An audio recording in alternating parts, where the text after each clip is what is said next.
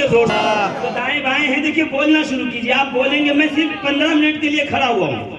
15 minute میں آپ نے میرا ساتھ دے دیا تو 2-5 منٹ بڑھا دوں گا, ورنہ 15 منٹ میں اپنی بات ختم کر دوں گا. اس لیے کہ مجھے میرے بڑوں نے سکھایا ہے کہ قبرستان میں تقریر مت کرنا,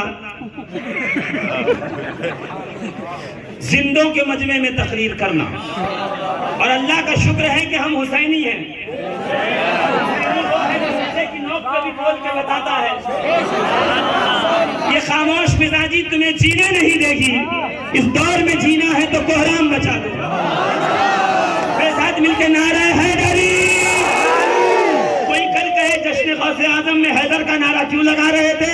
کہنا نیک بیٹے کے ذکر میں نیک باپ کا.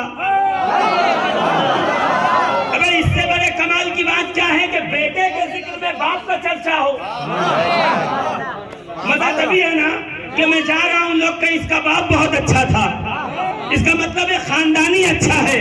غوث و خواجہ قطب و مدار کے ذکر میں اگر علی کا ذکر ہونے لگے تو سمجھ جاؤ اچھے باپ کے اچھے بیٹوں کے ذکر میں.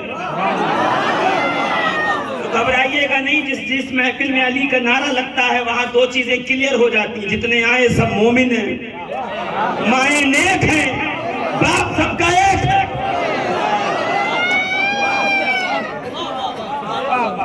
تو میرے ساتھ کھل کے کہیے گا. دیکھیں میں نے حدیث پاک پڑھی. صبح ہوگی کوئی پوچھے گا الحمدللہ میں کل دن بھر یہیں پہ ہوں, آپ آ کر کے مجھ سے حوالہ لے کے جائیے گا. جانے کے بعد 365 دن میں اگر کوئی اعتراض کر دے کہ فلاں جملہ غلط کہا تھا, حوالہ دینا میری ذمہ داری, سبحان اللہ کہنا آپ کی ذمہ داری. آپ کے کمزور کندھے پہ کسی چیز کا کوئی ذمہ داری نہیں ہے. آپ صرف اپنا فرض ادا کیجئے. بڑوں کے نام پہ ذرا اونچی سی سبحان اللہ کہتے جائیے تاکہ پتہ چلے کہ عاشقوں کا مجمع ہے. اور ویسے بھی آج محفل میں ذکر بوتر آ گئے. اور میں مولوی یہ کہہ رہا میری طبیعت خراب ہے. عزیزان ملت اسلامیہ, اہل بیت کا ذکر سب کو ہضم نہیں ہوتا. اس لیے کہ دیسی کی ہضم کرنے کے لیے پھر انسانوں والا لیور چاہیے. زور سے تو کہہ رہا ہوں. ایک جملہ حدیث و قرآن سے ثابت کروں گا.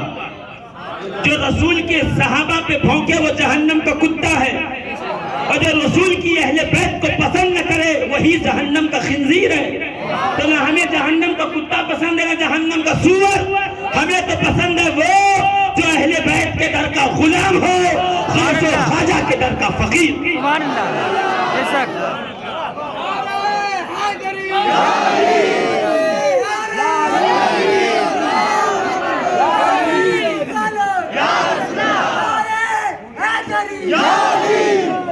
لیکن جو ہاتھ نہیں اٹھا رہا اس سے میں گزارش کروں گا, نماز پڑھیے ہاتھ باندھ کے, نعرہ لگائیے ہاتھ کھول کے.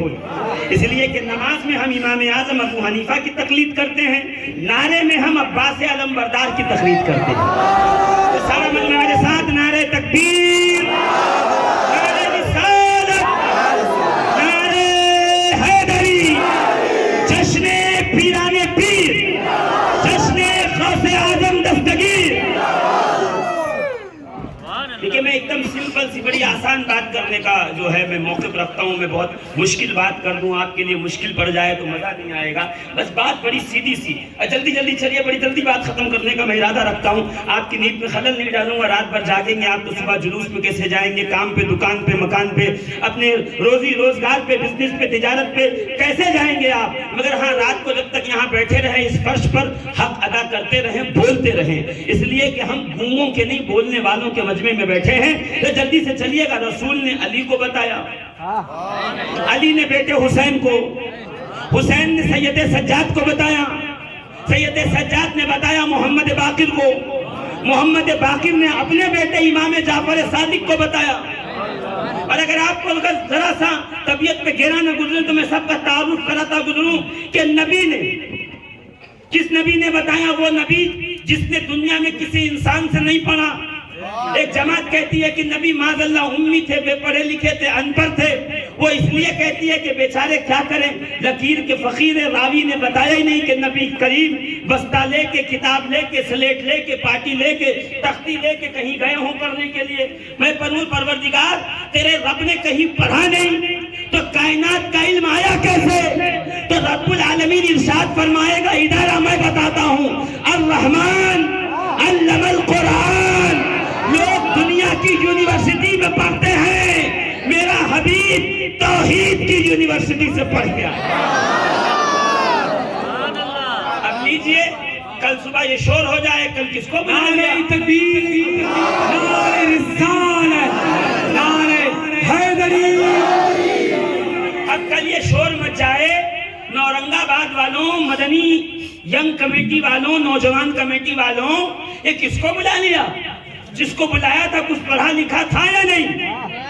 تو کمیٹی والے ہاتھ اٹھا کے کہہ دیں گے بھئی ہم نے تو خالی نام دیکھا تھا اور کچھ بڑوں سے سنا تھا تو بلا لیا. ایک کام کریں، ابھی اسپیکر پہ فون لگا کے پوچھ لیتے ہیں کہ کتنا پڑھے لکھے ہیں. اب فون لگا لیا، السلام علیکم، کہاں ہیں؟ میں سفر میں فلاں جگہ ہوں. ارے وہ مسئلہ یہ ہے کہ آپ کچھ پڑھے لکھے بھی ہیں کہ نہیں؟ تو میں کہوں میں کس نے کہا آپ کا، بس پوچھ رہے ہیں. کچھ لوگ آن لائن بنے ہوئے ہیں تو میں نے جلدی کہہ دیا. وہ اصل میں یہ ہوا کہ سنی دارالعلوم محمدیہ میں 4 سال پڑھا، اس کے بعد جامعہ اشرفیہ مسجد العلوم میں پڑھ کے دستار حاصل کی. 2008 کی میری سند ہے اور دارالفتہ میں فلاں جگہ بیٹھتا تھا، فلاں مفتی صاحب کے نیچے بیٹھ کر میں نے جو ہے فتویٰ لکھنا سیکھا ہے. میرے پاس اس کی سند ہے، جب کہیں تو میں کاپی بھیج دوں گا. یہی ہے نا.